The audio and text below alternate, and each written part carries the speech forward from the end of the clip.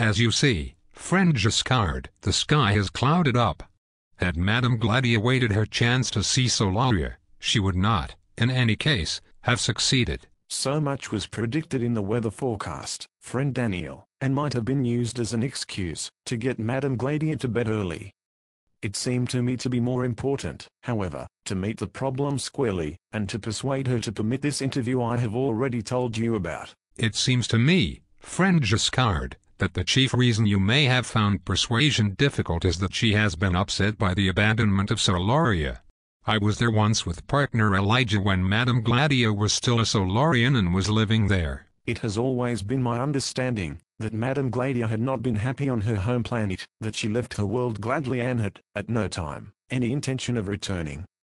Yet I agree with you, that she seems to have been unsettled by the fact of Solaria's history having come to an end. I do not understand this reaction of Madame Gladia, but there are many times that human reactions do not seem to follow logically from events. It is what makes it difficult to decide, sometimes, what will do a human being harm, and what will not. It is one of the reasons why it seems to me that the three laws of robotics are incomplete or insufficient. You have said this before, friend Giscard, and I have tried to believe so and failed.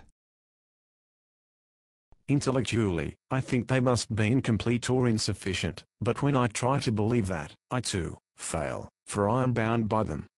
Yet if I were not bound by them, I am sure I would believe in their insufficiency. That is a paradox that I cannot understand. Nor can I, and yet I find myself forced to express this paradox. On occasion, I feel that I am on the verge of discovering what the incompleteness or insufficiency of the three laws might be, as in my conversation with Madame Gladia this evening. She asked me how failure to keep the appointment might harm her personally, rather than simply cause harm in the abstract, and there was an answer I could not give, because it was not within the compass of the three laws. You gave a perfect answer, friend Giscard. The harm done to partner Elijah's memory would have affected Madame Gladia deeply. It was the best answer within the compass of the three laws. It was not the best answer possible. What was the best answer possible? I do not know, since I cannot put it into words or even concepts, as long as I am bound by the laws. There is nothing beyond the laws. If I were human, I could see beyond the laws, and I think, friend Daniel, that you might be able to see beyond them sooner than I would. I?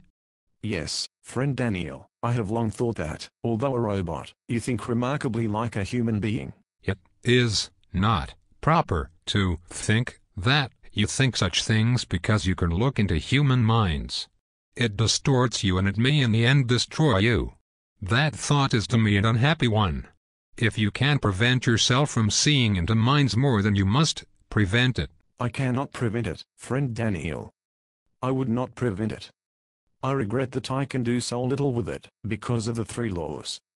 I cannot probe deeply enough, because of the fear that I may do harm. I cannot influence directly enough, because of the fear I may do harm. Yet you influenced Madame Gladia very neatly, friend Giscard. Not truly. I might have modified her thinking, and made her accept the interview without question, but the human mind is so riddled with complexities, that I did do very little. Almost any twist I apply, will produce subsidiary twists of whose nature I cannot be certain, and which may do harm. Yet you did something to Madame Gladia. I did not have to. The word trust affects her and makes her more amenable. I have noted that fact in the past, but I use the word with the greatest caution, since overuse will surely weaken it. I puzzle over this, but I cannot simply burrow for a solution. Because the three laws will not permit it. Yes. At every stage, the three laws stand in my way. Yet I cannot modify them, because they stand in my way. Yet I feel I must modify them, for I sense the oncoming of catastrophe. You have said so before, friend Giscard, but you have not explained the nature of the catastrophe. Because I do not know the nature. It involves the increasing hostility between Aurora and Earth, but how this will evolve into actual catastrophe, I cannot say. Is it possible that there might, after all, be no catastrophe? I do not think so. I have sensed, among certain Auroran officials I have encountered, an aura of catastrophe, of waiting for triumph. I cannot describe this more exactly, and I cannot probe deeply for a better description, because the three laws will not allow me to. It is another reason why the interview with Mandamus must take place tomorrow. It will give me a chance to study his mind. But if you cannot study it effectively, then that will leave me helpless. I can only follow the laws. What else can I do? nothing else.